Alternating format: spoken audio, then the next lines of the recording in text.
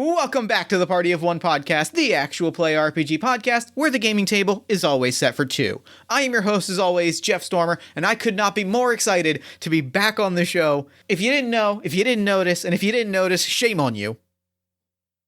We took a few weeks off. We took a little bit of a mini hiatus just to reassess where we were with the show, what we wanted to be doing going forward, give ourselves kind of a reminder of why we do what we do, and really recapture the joy in the show. And the short answer is I feel great about the show. I'm really excited to be back. I'm excited to be making some stuff, and I really hope that we're going to create some episodes that you really, really love. Starting with this week's episode, in which we are playing Spoken Magic with Juno Baker. Juno is the owner of Ember Hive Woodworks, a personalized pyrography and woodworking studio, which specializes in all kinds of different, woodworking, craft items. Most specifically, most relevant to this show, tabletop dice boxes, tarot boxes, things of that nature.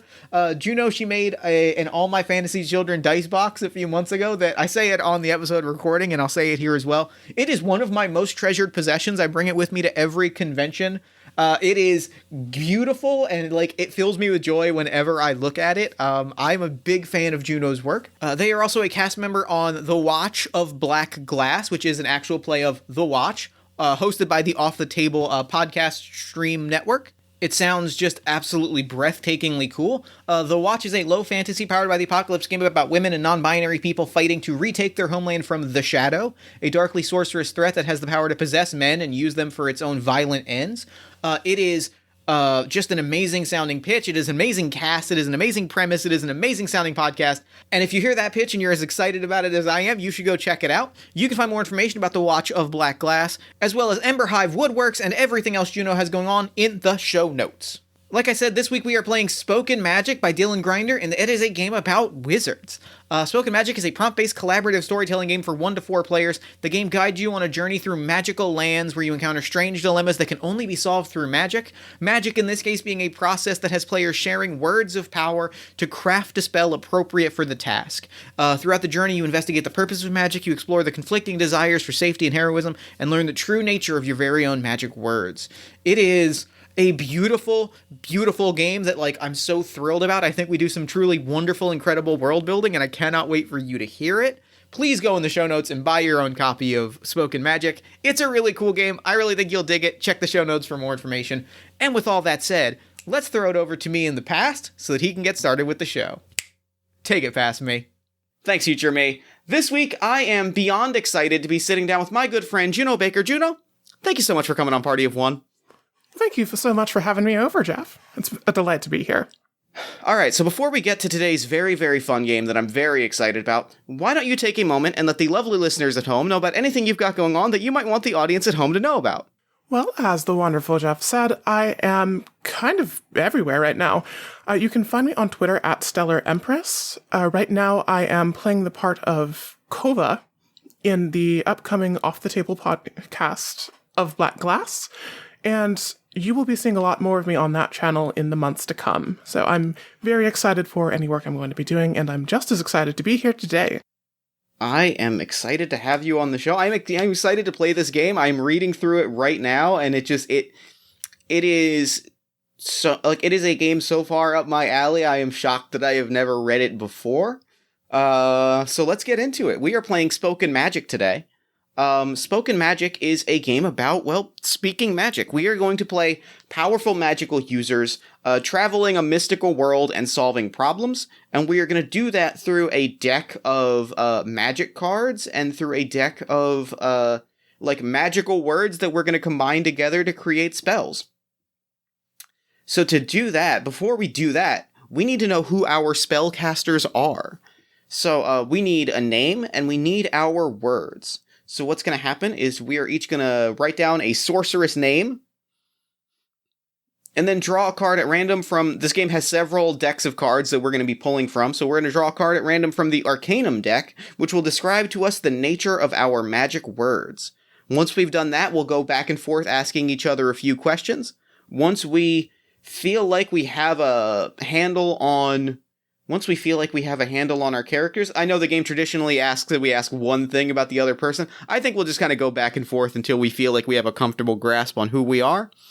And once we do that, we're going to create some problems and find some magical solutions. Do you have any questions before we get to making some wizards?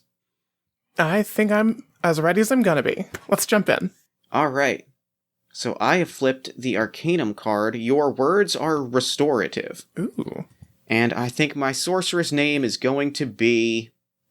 I'm going to go with Fartham Vale. Oh, I like that. That's a dope wizard name. Fartham Vale, he, his pronouns. With restorative magic. Excellent. My turn to draw? Yes, indeed. Alrighty. I have drawn the Arcanum card that my words are elemental, and I will be playing... A powerful card. Oh, it's going to be fun. Between restorative and elemental. That's a good combination. This is a good duo. Oh, absolutely. I can't wait. I actually may have put some thought into at least the name ahead of time. So I will be playing Pollux Austere. They, them pronouns. It's real good, is the thing. So we have Fartham Vale and Pollux Austere with restorative and elemental magics. And so now we're going to go back and forth and answer some questions about each other's character, or ask some questions about each other's character. I have a question for Pollux immediately. What does your magic look like? What is the aesthetic of your elemental magic? Because there's a lot of ways that can go. What tends to be sort of the go-to aesthetic of your elemental magic? Aesthetically, I think when they are casting spells, like they speak the words and their symbols start to form in the air, and the elements that are associated with the spell start to coalesce around those words. I think like the spell is created in motion, and you can see that happen when they cast. That's super cool. That's very, very cool. Okay. Similar question for Fartham. What does his magic restore? His magic restores... I'm gonna throw a hard curveball here. Ooh. And say his magic restores magic. His magic brings magic into places where magic either once was or has been lost from. Into, like, magicless places. There is magic that is brought into these places. And so things become... my magic, the words that I speak and the spells that I cast infuse and charge things with magic that either was once there or was never there or should be there, and uses that to almost cause other magical effects. And I think it is...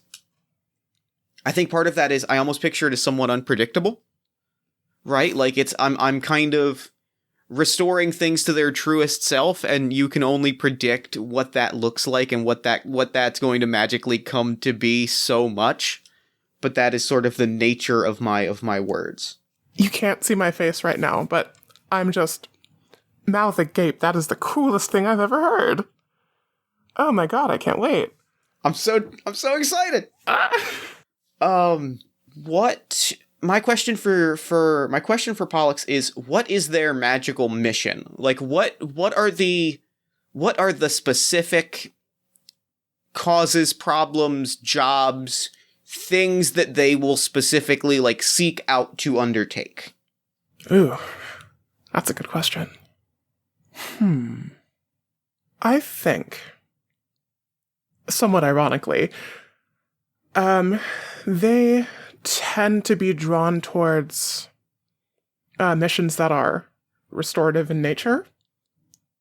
Sort of literally, in that case. Working to find places where the elemental balance in the world is off, and trying to address the natural or unnatural disasters that tend to result from that. Whether it's providing aid to people or just stopping the weather from destroying towns, I think that's what really motivates them to get up and do the things they do. I love that. That's fantastic. That's real good.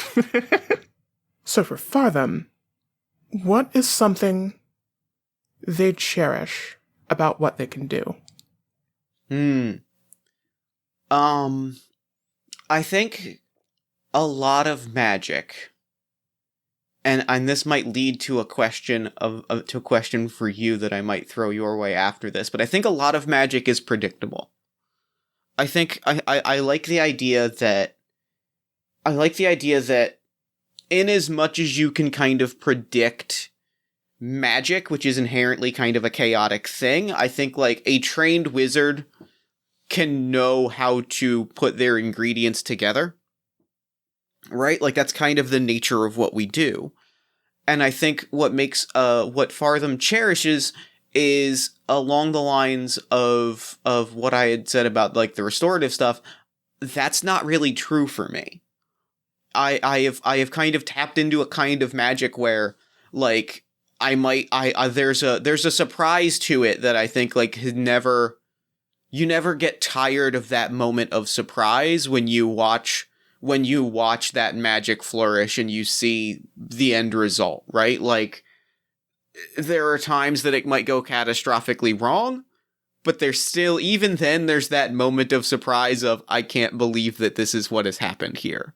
And I think like in a world in which magic is containable and controllable, having that element of surprise is delightful to Fartham. I think he is tickled by the presence of that surprise. That is wonderful. I love that.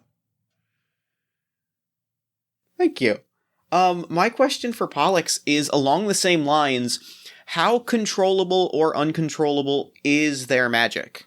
Like how much control does Pollux have over their magic? Is it something where they can predict pretty much exactly what they're going to pull out, or is there a level of flying by the seat of their pants? Okay. So, always with the good questions. Okay. I think I don't see why it can't be both, Jeff. I'm upset that I've been hit with this. I can't believe you've done this. Golden opportunity. Okay. So I'm going to draw on the musician in me a little bit for this and say that there's something predictable about the basic forms and the basic elements of their magic. They know how to put these things together and, generally speaking, create a desired effect. But in the same way that music can have different effects on different people, the way the magic manifests varies kind of a lot, even within the direction it's going.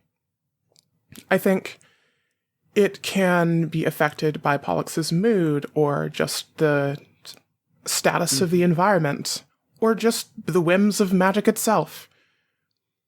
But I don't think, even if they have the same ultimate effect, that the same spell can be cast twice and look the same.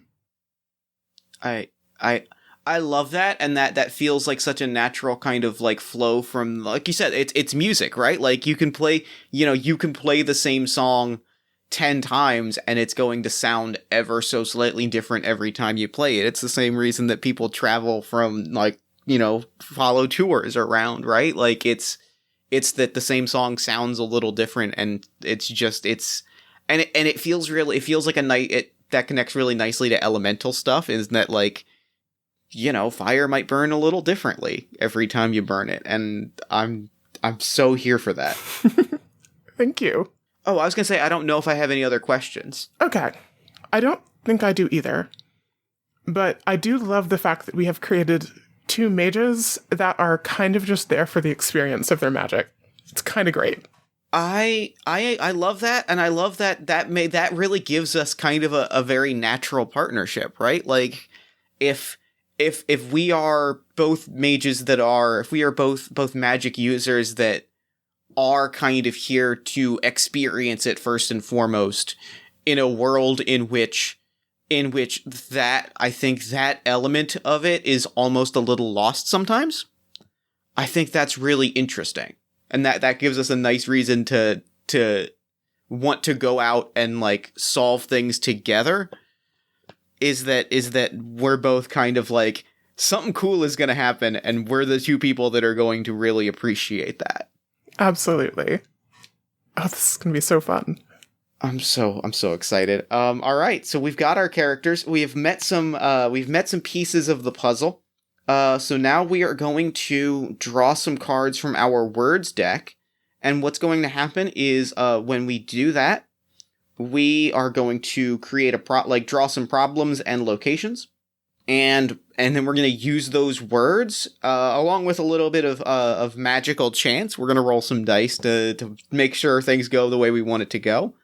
But we are going to embark on a journey, and we're going to solve some problems with magic, which is my favorite thing to do.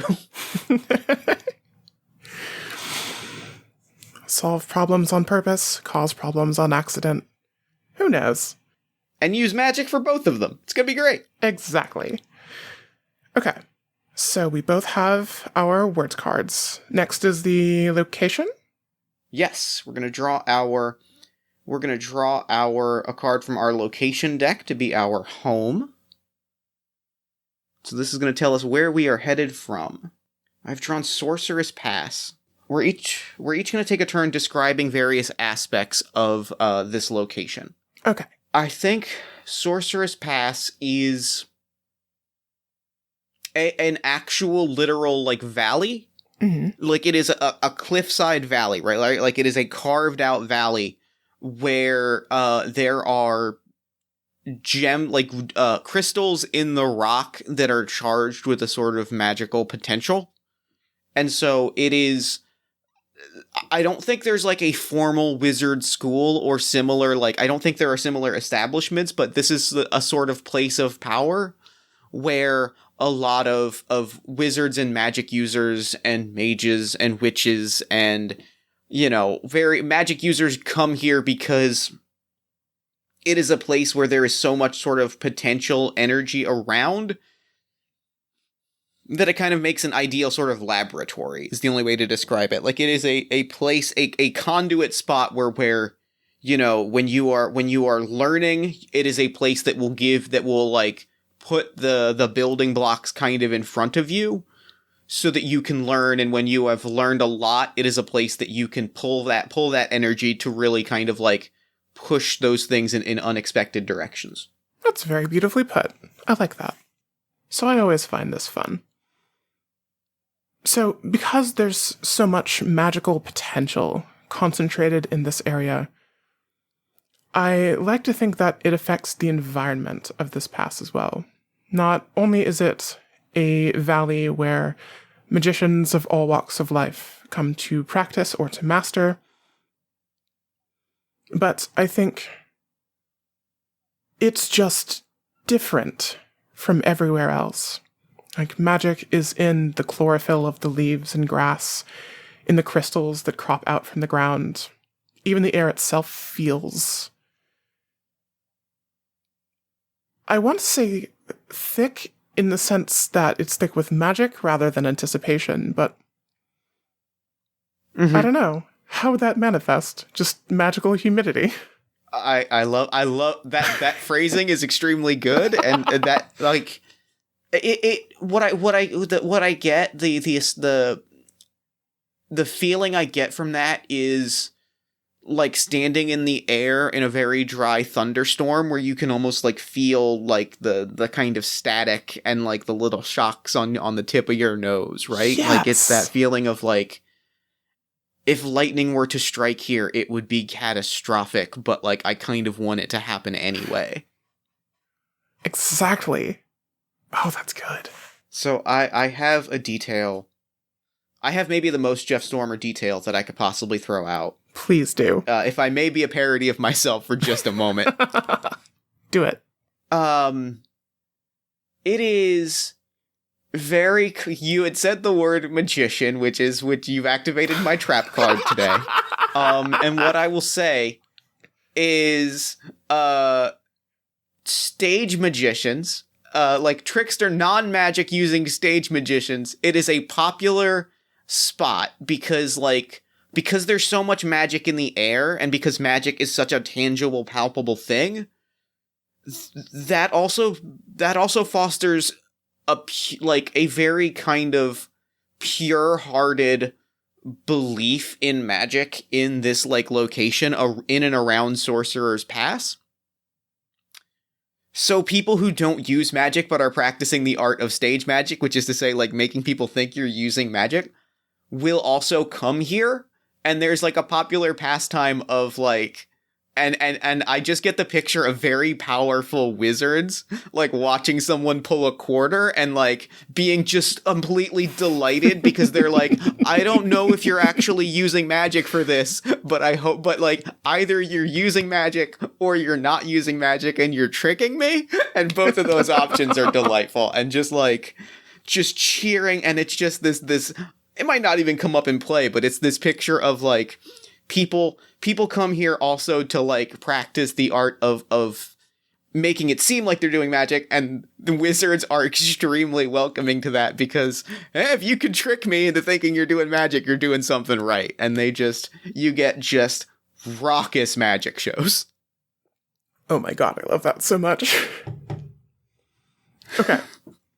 I am going to add more fuel to that fire by saying that magical street fairs are absolutely a thing here.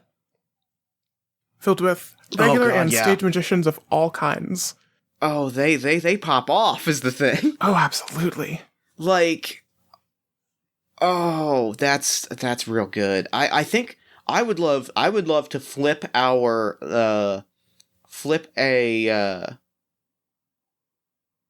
I guess now we have to decide like why we are leaving this place, but I think the opening scene has to be at one of these raucous like street fairs where there is people pulling card tricks and throwing knives, and sometimes they throw a knife and that knife, bursts into flame, and it's like, well, that seems like that might have been actual real magic, but I'm never gonna know. And we have to reveal why we are leaving. It's almost a shame. I wouldn't want to leave. Yeah, right? I don't want to leave this place. All right. Oh. Yeah. Okay. I guess that's what we're going with. The Ancient One will soon pass. Okay. So what does this mean? Does it mean pass as in pass away? Or pass as in, like, come to pass? Will they be arriving? Is there an omen? I have a pitch for you. Go for it. What if it's pass by? What if it's this ancient, like, eldritch being is going to be like passing through our plane of existence, like a hyper magical Halley's Comet. Ooh. And it's not necessarily, because the phrase "the Ancient One" always, I feel like, comes with this aura of like of evil or fear or dread. And what if this is kind of what if we lean hard like in the opposite direction, where this is like just like it's not evil, it's not good, it's not really paying our space any acknowledgement, it's just this being that is from before time is like traveling through the multiverse and will be in our world for a moment. And for two people that so value seeing the experience of magic and sort of experiencing the unexpected parts of magic, that feels like an opportunity too good to pass up. Absolutely. Oh, like with a hyper magical Halley's Comet, to take that metaphor, imagine how much that's going to stir up the magical balance of this world. Imagine how much chaos it's going to create. Intentionally or otherwise, something weird's going to happen, and we're either going to want to see it or we're going to have to fix it. But that's as good a reason to travel as any. And the thing is, both of those options are good. Like, both of those options are things that I think both of us kind of want to happen. Oh, yeah. Like, yes, we are going to fix this problem, but it's so cool. Can't we just take, like, a second first? I'm gonna push this even farther on Fartham a little bit. That, like, Okay. that problem... I think that problem is almost, like, the culmination of Fartham's studies in terms of, like, if all of this magic is gonna dump out into this world and all of these waves and ripples, like, think about the opportunity that presents to, like, restore all kinds of stuff that, like, I never even had the power to restore before. I never even considered that some of these things may have had or have the potential for magic in them. And, like, now all the rules are going to be off. This might be the culmination of everything I've been researching for my entire life, is this moment when suddenly all of this magic is going to be available to go into stuff. Oh my god. That is going to be so cool. It's his Arcanum opus. It is. I'm so excited. This is good. So, the only issue now is that we gotta get there. Mm-hmm. Which means we're gonna flip some location cards, we're gonna solve some problems along the way, and then eventually we're gonna see this magic, this incredible event happen. Oh, I'm so ready. Okay. I'm so ready. Alright, I'm gonna flip our first location card and our first problem card. All right. Our location card is Fey Isles, Dreams of Another Journey, and our problem card, Dark Thoughts Given Life. Oh, that's such a good combination. Does the real good combination. I have a really good pitch for the location. Go for it. I'm ready. The absolute fastest way to get to for long distances for magic users, for people keyed into sort of the magical plane, right? For people keyed into sort of the magical energies in the air. It is way faster to hop skip to the Fey realm where time and distance are immaterial. Where we could then come down. And so, like, that would be, if we're trying to get to the other side of the world, right? Like, if we're making this a journey, we're making this the most journey possible. And the fastest way to get there is going to be just take a quick jaunt to the Fey Isles, you know, skip from one isle to the next, and then hop back out, and we'll be on the other side of the world. I love that so much. Oh my god. So then I'm going to throw it to you. How do you think this problem manifests along the way as we're kind of hopping through the Fey space? I think that the Fey space, these Fey Isles, I feel like everything is more raw, more potent here. Including magic, including emotions, and especially how the two of them intermix. So I think to stay on course, as we are either proverbially or literally sailing through these Fey Isles, we have to maintain a certain headspace, I think, a certain state of mind that will let us sail smoothly. But if our mind wanders, or if it's troubled, then the waters are choppier, danger begins to lurk beneath the waves or around the corner. It is as hazardous as our minds are to us in any given moment, I think. I so love that. And here's what I want to throw out to you.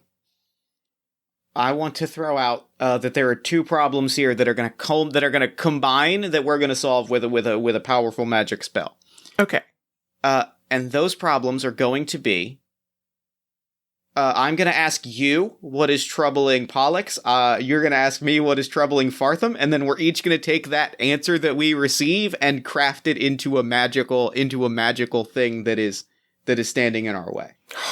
I'm so ready. Since this is your turn, would you like to go first? Absolutely. I will ask you, what is troubling Pollux at this moment? I think what's troubling Pollux is... Oh god, I don't know how to word this. I think what's troubling Pollux is how unbalanced everything feels right now.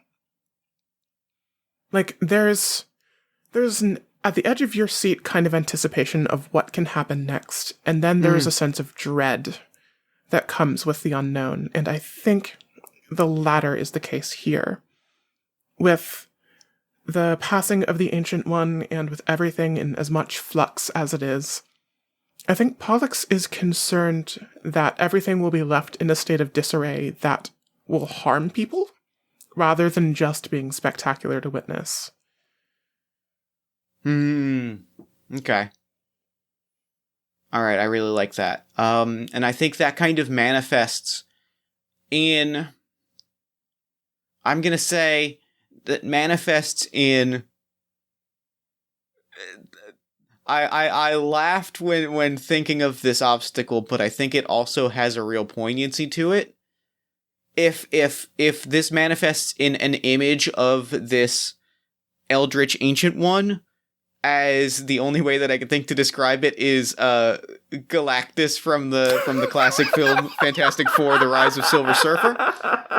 If it's just like Evil Cloud, like that works. I think that creates a very compelling thing, because it's this it feels like it ties into this uncertainty, right? It feels like it creates this sense of what is this thing that is going to confront us. That's really good.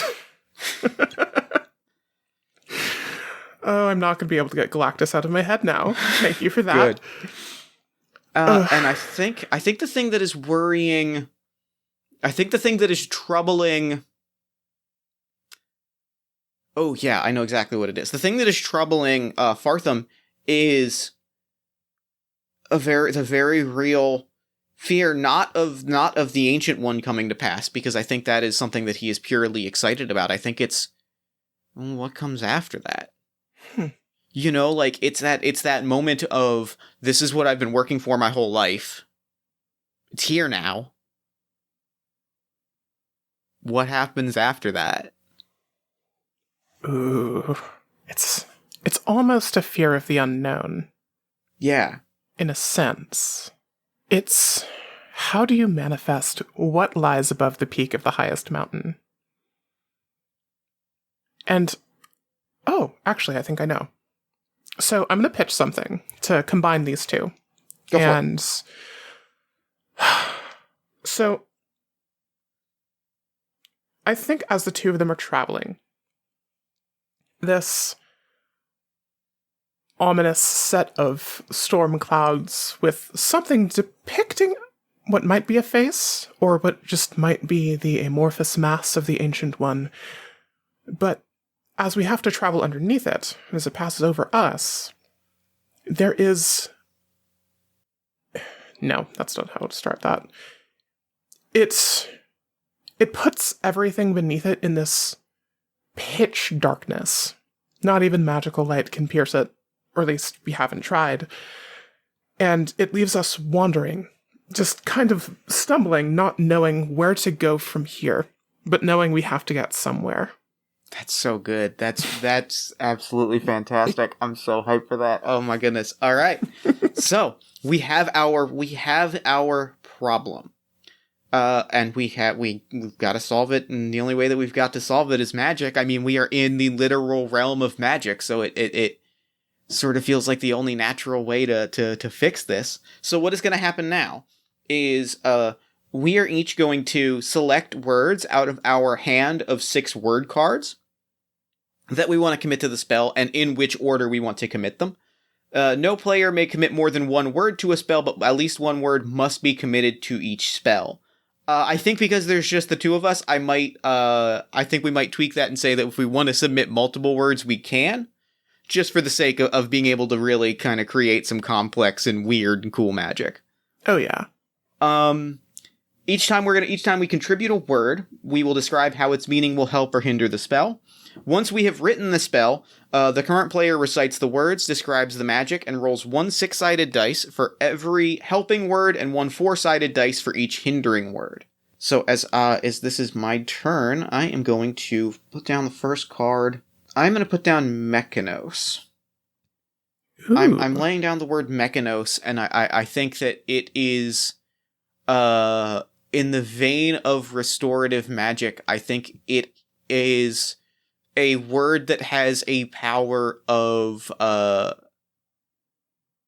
routine to it. It is a word that has a power of it has mech in it, so I picture machinery, and I think, like, you know, what is the purest form of restorative magic? It is restoring one's own focus, and I think this is a word that represents kind of like locking one's focus into like a set order or routine, right? Like it is cleaning out the gears so that they tick, so that the clock continues to tick. That's really good. I like that a lot. And I think this hinders. Jeez, I think this helps. Okay. Ooh. Let's see. I'm going to add to the spell the word Hikato. And I think what Hikato means is, at least in the vein of elemental magic, it's tied to earth and labyrinths specifically. It is a word that is used to guide, either plucking the correct words out of a myriad of uncertainty, or just helping to maintain focus so you do not get lost in your own magic. I think this is kind of a wayfinding word in that sense. It helps to stabilize both the casting and the effects of the spell. So I think it's helping. I love that. And I'm going to throw down, I have exactly one more word that I want to throw down. I'm looking at my hand and there's nothing else I want to throw down after this. But I want to throw down Tiz. And the reason I want to throw down Tiz is there are a lot of words that have very complicated reasons, and there are a lot of magical words that have reasons that are far divorced from the words that perhaps they are most closely associated with. Mm-hmm. I think Tiz is not one of them. Tiz is, you know, the simplest and most, ironically, kind of the simplest and most elemental of magics. It is a magical word that is meant to be taken quite literally. It is, right? Like it is the ultimate word of creation. It is merely declaring this is. And so like Tiz is the ultimate, it is the ultimate word of authoritative summoning and creation of something there that was not there before.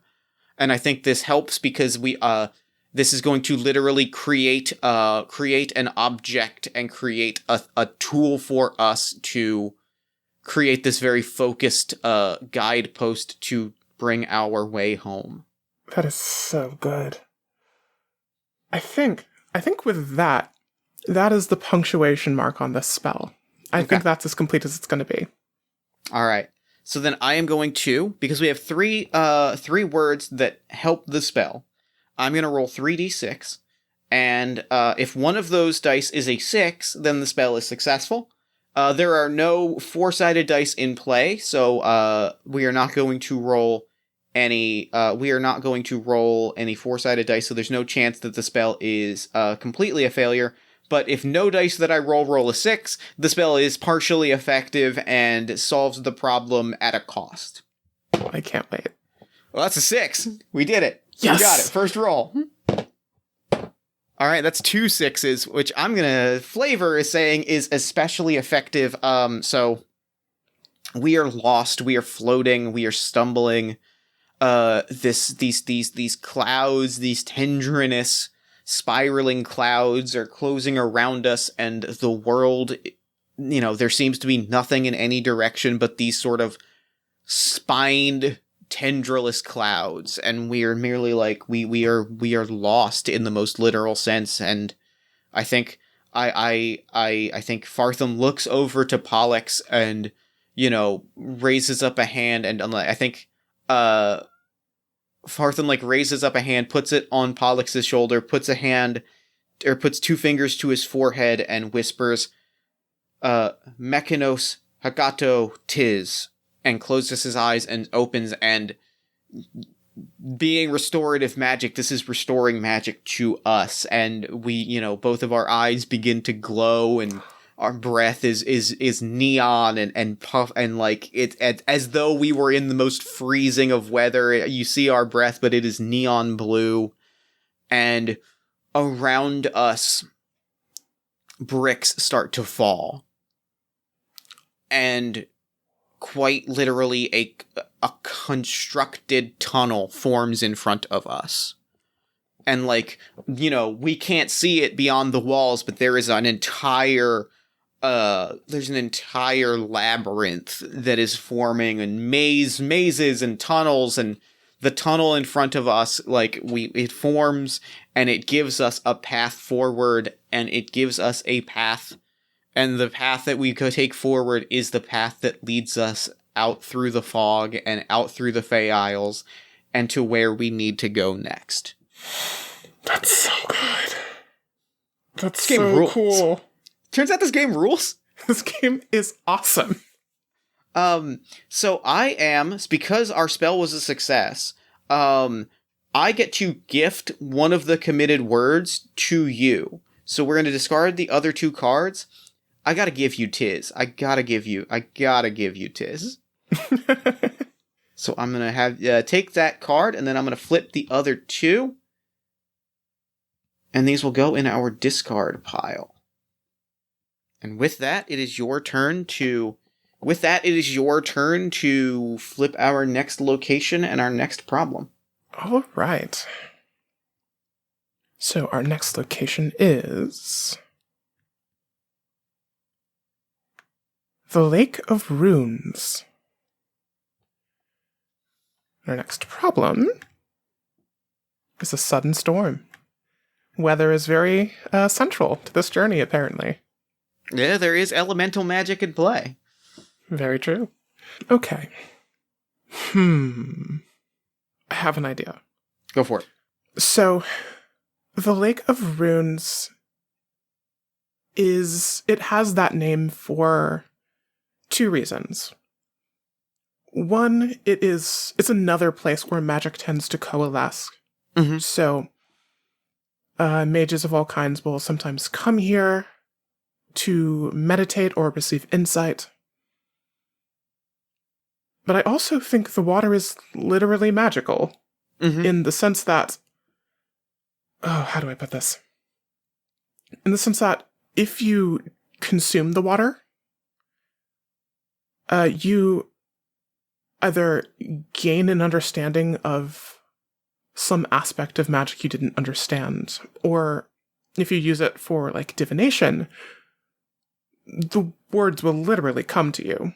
They will bubble up out of the water and just sort of envelop you with their knowledge. I have a detail to add to this, if you'd like to hear it. Please do. This is the ultimate magical writer's retreat. For people writing scrolls and writing runes, this is the ultimate spot for people whose magic is tied to writing. For scribes, this is the ultimate spot. This is a spot that is very specific, a very specific kind of meditative spot for magic users whose magic is tied to, more specifically, the written word, because words are in the air, right? Words are in the water, words are in the air. if you're writing a spell book, or you're writing a piece, or even if you're just, writing that novel that you've been talking about since you were 15, like, this is the spot to come and, like, find those words. I love that so much. Okay. Good. Are we okay with the Lake of Runes as is, then? As this I think so. incredibly potent writer's retreat? I think so. I love it. And then there's the matter of the storm. Since I handled the problem last time, would you like to? I would love to, because I have a very specific pitch. I was hoping you were going to ask, because I have a super specific pitch. Good. If there are words and there is magic in the water, that water is going to eventually evaporate and go into the air and eventually rain back down. If by the nature of weather, that rain becomes a storm, and by bathing in the water, drinking the water, by divining in the water, like, you are finding words. This is a storm of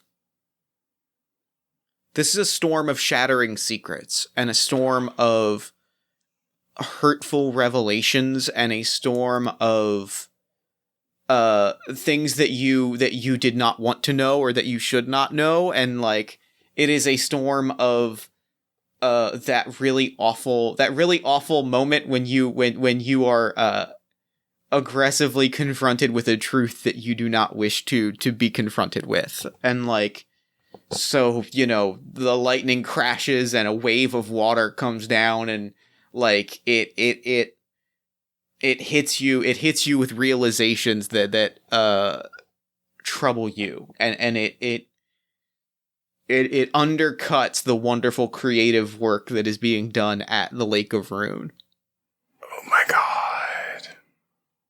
Oh my god. Can I just say, this is a really, really cool world we're putting together. Right? This is so dope. This is amazing. This is real dope, is the thing. I'm so here for all of this. Okay, so before we jump into the spell, your problem gave me an idea for a question. Okay. So, what is the secret that Fartham is trying his best to hide?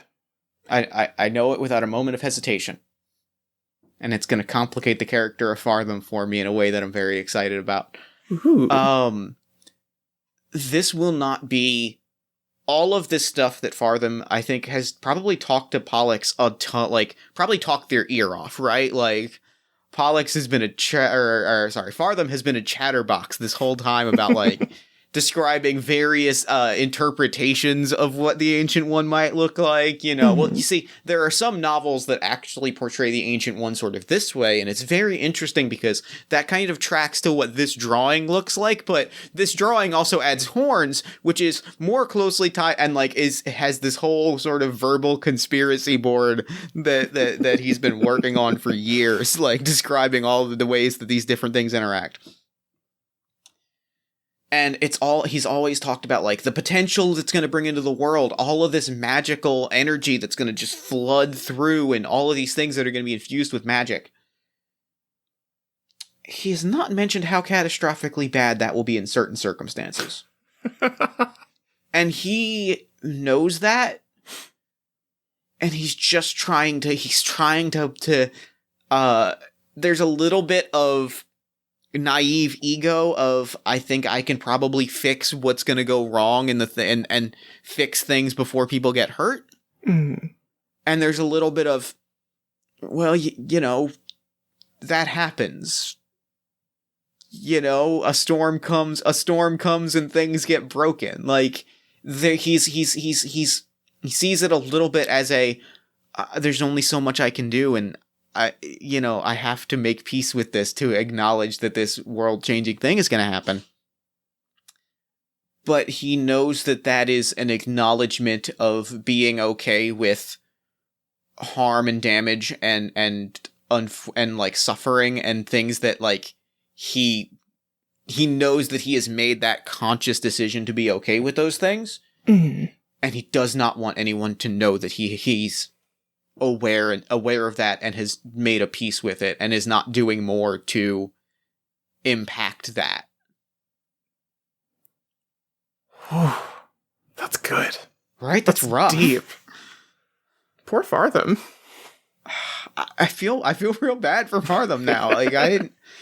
Whew, thank you for that question, because that hit hard. I'm glad I asked it. I'm trying to think now. I don't think Pollux is much of one for secrets. Mm-hmm. At least not with Fartham. I think they tell him pretty much anything that's on their mind.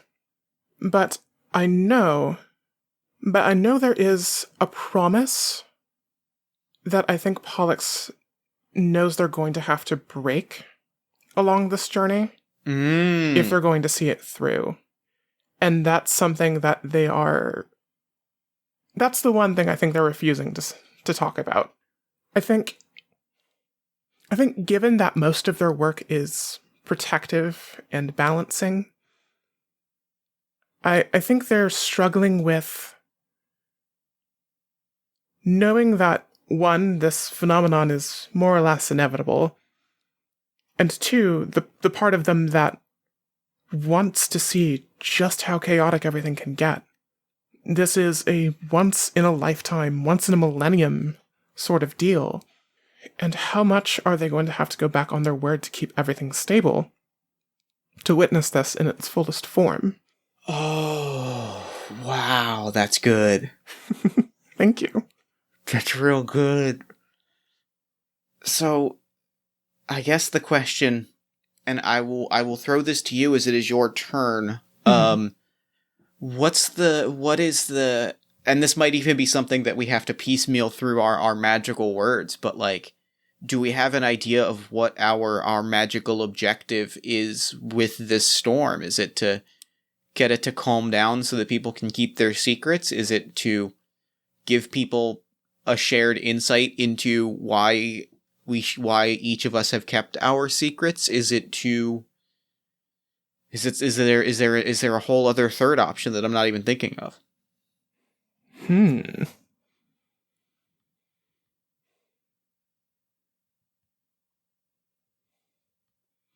Part of me wants to figure this out in the midst of the spell casting, Okay. but I will also pitch. Given that every drop of this runic rain has either a fragment of a secret or a whisper of a fear or a lie that is now uncovered, it's hard to put that back. Promises can't be unbroken, lies can't be untold, secrets can't be unshared. So insight might be a goal, but peace might also be as well. Making peace with the fact that there are things that people just know now. There are consequences to it. I love that. That's so good. All right, I'm ready to cast some magic. All right, let's do it. Okay. So I'm going to draw the first card. Ondun. And what I think this word means in the vein of elemental magic. Appropriately, it is associated with water. And it is a word of clarity. It allows you to see beyond the surface of an event or a sign, beyond your initial reactions to what may be happening, to allow you to see the truth behind it. Not just the what, but the why. That flows really nicely into the word that I was going to put down. Ooh. Which is Dalmar. Dalmar is a word of two. It is a word of two parts. It is a word, Dal and Mar are these very strong two-part, two-syllable word, and it is a word that represents two things. It is a word that represents strong syllable 1 and strong syllable 2, like it bridges two things, and taken with the other word, it has this sense of, it gives clarity between two people so that they can see each other wholly. And in this case, that is a helping word, because when you are presented with a lie, when you are presented with a broken promise, oftentimes you see that broken promise and you don't see anything else, right? Like that is you see the hurt of the lie, you see the disappointment of the broken promise. This is a spell that brings a clarity of context. It is a spell that I picture it as almost coming together to have this element of, like, time slows down a little bit. And all of those realizations that you would have 2 days later after you've been angry for 2 days, they settle in immediately. That's really good. That was a really strong second. Thank you. I was really excited about it. And just to double check, because I was a little unsure about this. Yeah. Since you gifted me the word tis, we're not allowed to use that in another spell, right? Let me double check. Or are we nixing that rule? Let's see. Once the spell is complete, the current player can gift all other words committed. I believe you can use that word freely. Cool. Okay. I'm going to hold on to it for now because I have another one in mind. All right. I'm going to throw in Distati. It's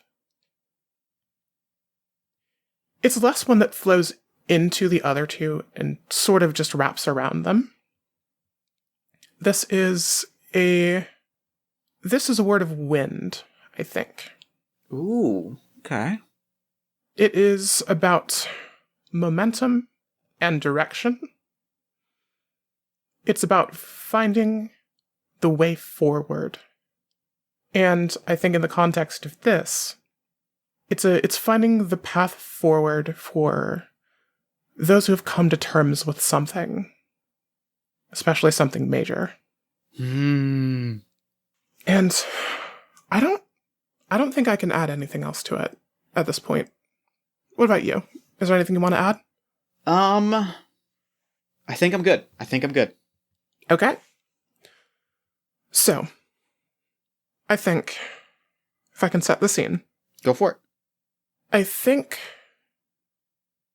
as we're passing by this lake, there is a peal of thunder overhead. And the first drops of this runic rain fall on the two of them.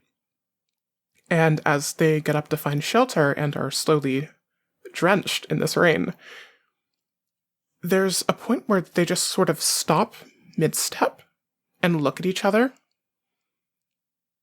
And they have this realization. But before either one of them can get too upset, Pollux takes a moment, takes a breath, puts a hand over Fartham's heart, and whispers the words, Andun Dalma Distati. And we see the rainfall slow, almost to a stop. And I think the two of them just share this quiet moment with each other. It's like, okay, I see why you were afraid to talk about this. I understand where you're coming from. And I'm sorry you had to bear that. But we'll figure it out. And I think Fartham puts his hands over Pollux's and just whispers, like, if you can't keep your promise, that's why we travel together. It's so that I can help pick up the areas where you need help with. You're so right. We can weather whatever storm comes together. A storm is nothing but the cycle of weather bringing water back from the sky. It is nothing more than an act of restoration. And I think with that, the rain starts to pick up speed very slowly. And we come back to the storm in full. Mm-hmm. With a lot more visible relief on both of their faces, I think. And I think that's that scene. I think it is. So, did you roll dice? Do you need to roll the dice to see how well this spreads out for the rest of the lake? I did, in fact, need to roll dice. I do like that the magic worked for us inherently. That's like that is a good moment. I think so. And I think it speaks to their bond as well. Yeah, for sure. But let's see how it plays out for everyone else. I think these are all helping words. I think so. Yes? Okay. Yeah. So you're going to roll 3d6 and you want a 6. Okay. So no 6s. Okay. So it still works, but at a cost. What's the cost for this? I have a pitch. Go for it. I think the magic worked for us because we have a bond. We have a bond of like we have this deep bond, and we see each other. We see the best in each other, and we see the whole of each other, and we fundamentally believe in one another. That said, because the phrasing in the book, it also says it can work like partially or temporarily. I think there's a very real emotional moment when you are having a fight with someone, when you have found out that they have lied to you about something, or that they have broken a promise, or that they have disappointed you. There's a moment that comes in a really rough argument of that nature, when you're angry, and time has passed, and you've worked through kind of that initial anger, and you see the facts that you didn't see before.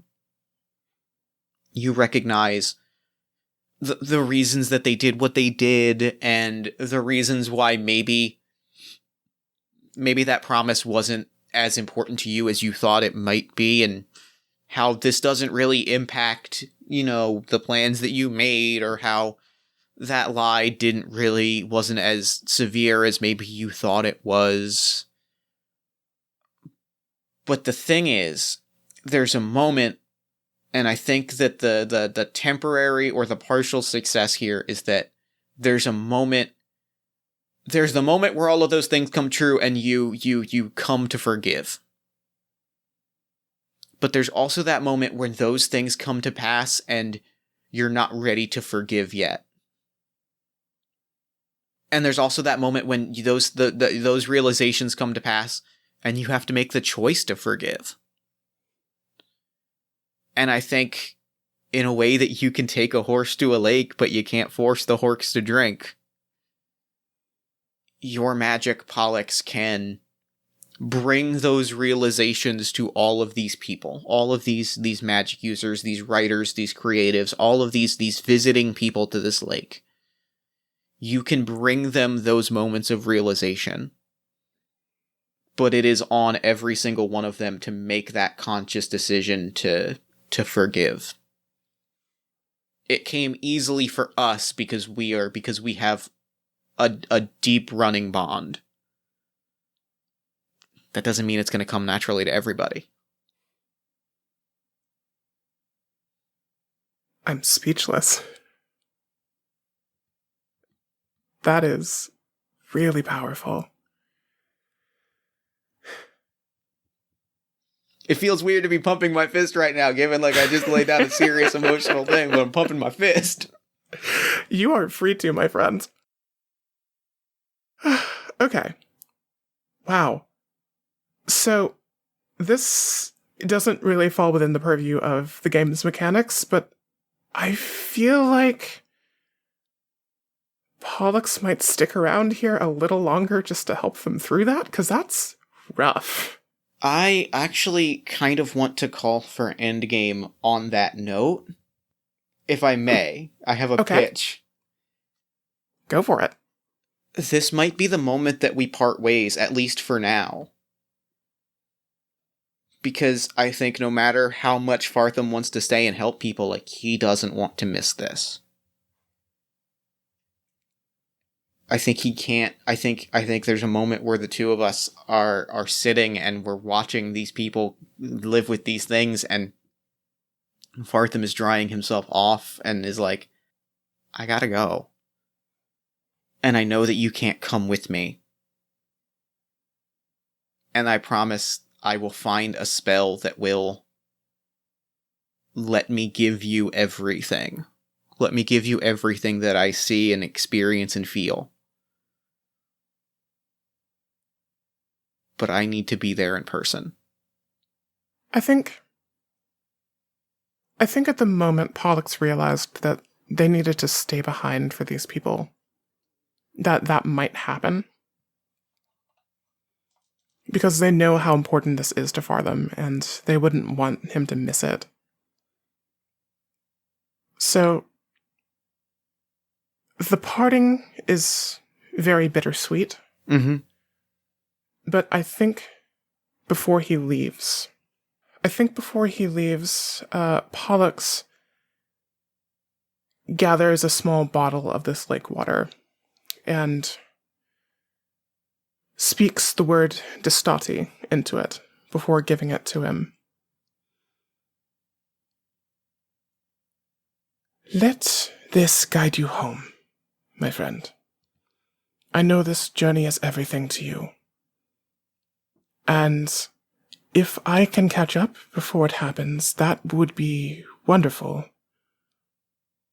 But do what you have to do. Whether I'm with you or not, your joy is mine. Likewise, you have the ability to offer these people a kind of restoration that my greatest spell couldn't. And there is no greater wizard equipped to take on that spell than the one standing right in front of me. And there is no greater wizard ready to see what magic at its rawest and take that and make something even more beautiful than you, my friend. And I stand up and I put my hands on my hips and I give you a little nod. And then, before departing, we break out our absolutely mesmerizing secret best friends handshake. Yes. It's well rehearsed. And we've had plenty of time to make it as complicated as possible. Oh, for sure. It is as complicated as two lifelong wizards would make a series of hand gestures.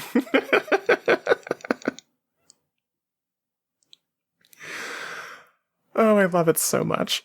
And so the last thing that I'm going to ask is we're going to skip ahead to as though we had used our last cards, and we're going to say, what have you learned about magic over the course of your journey? I want to say two things. Go for it. The first, I think Pollux honestly learned just by virtue of being friends with Fartham that magic is in everything, even in ways we can't anticipate or expect. And being that connected with everything and with everyone makes the world a brighter place. And I hope I didn't just lose the second thing I was thinking of. Shoot. Yeah, it might just be one thing. Yeah.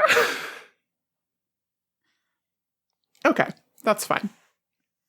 I think Fartham has learned that it is one thing to put magic into something.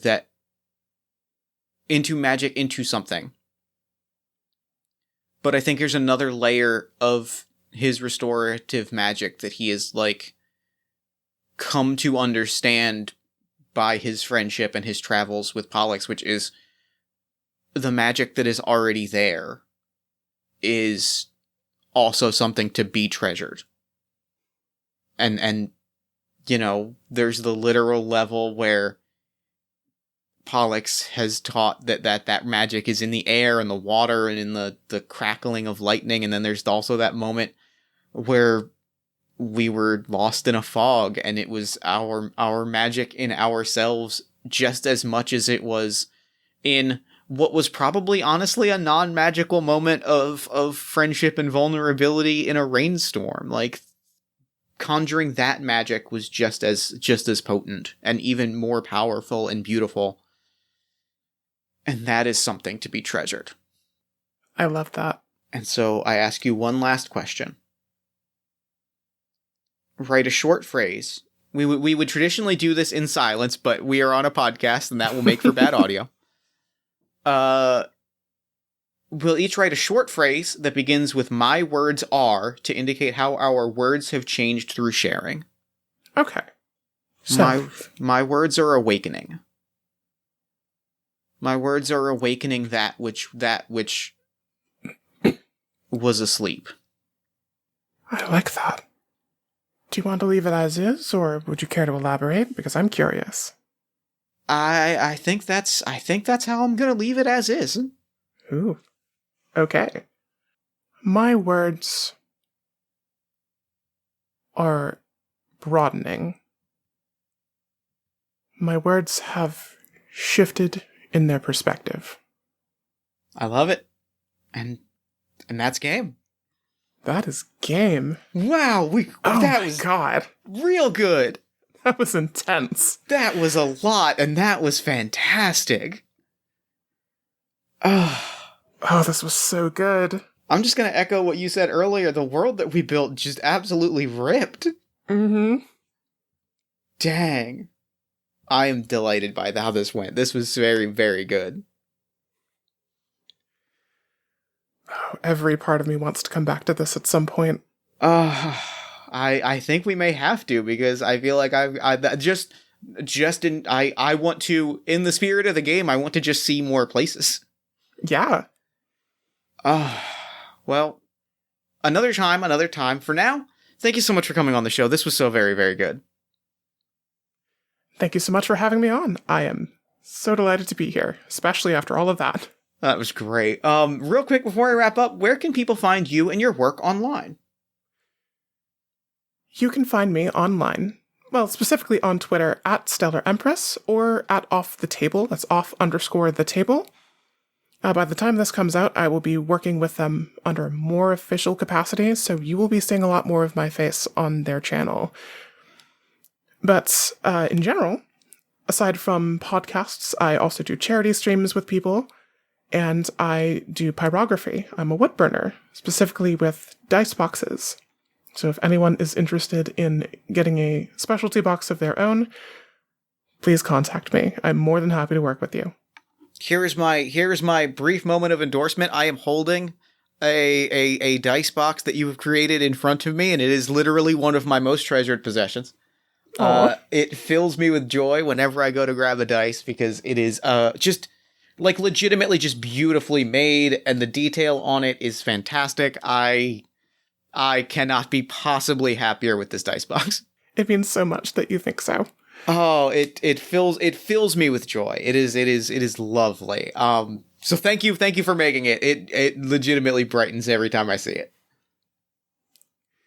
You are so very welcome, my friend. Well, thank you so much for doing the show. This was a delight. And for now, I'm going to throw it over to me in the future so that he can wrap things up. Take it, future me. Thanks, past me. And thanks again to Juno for coming on the show. That game was breathtakingly good, astoundingly good, beautiful, wonderful, incredible game. I could not be happier with it. Be sure to head to the show notes for more information about the Watch of Black Glass, as well as Ember Hive Woodworks and all the other stuff Juno has going on. And be sure to follow Ember Hive Woodworks on Twitter at Ember Hive and Juno on Twitter at Stellar Empress. Then while you're on Twitter, follow us at Party of One Pod. Like the show on Facebook at facebook.com/Party of One Podcast. Head to our merch store at bit.ly/partyofonemerch, join our Discord at bit.ly/partyofonediscord, and support the show financially at patreon.com/JeffStormer or ko-fi.com/JeffStormer. Finally, if you're looking for other ways to support the show, or you're just looking for other fun tabletop podcasts to listen to, you should listen to All My Fantasy Children. AMFC is a tabletop creation, storytelling, and world-building podcast on the One Shot Podcast Network, in which my best friend, Aaron Catano-Size, and I, every single week, we take a listener-submitted prompt, and we spin it into an original fantasy character using some of our favorite tabletop role-playing games, and along the way, we populate a shared universe one story at a time. It's a great podcast. I really love it. You can find more information at oneshotpodcast.com. Party of One is, as always, produced and edited by Jeff Stormer and Jen Frank. All music for the show comes from the song Infinite Lives by Megaran featuring the D&D Sluggers, and the Party of One logo is by Evan Rowland. If you'd like to inquire about advertising rates, coming onto the show as a guest, or press coverage of the show, you can email me at partyofonepodcast@gmail.com. And, it's been a while, but I'm pretty sure that's it. So until next time, thank you so much for listening. Remember to fight the forces of fascism every single day. Remember that self-love and self-care are radical and defiant acts of resistance. And as always, party on, everybody. It's good to be back.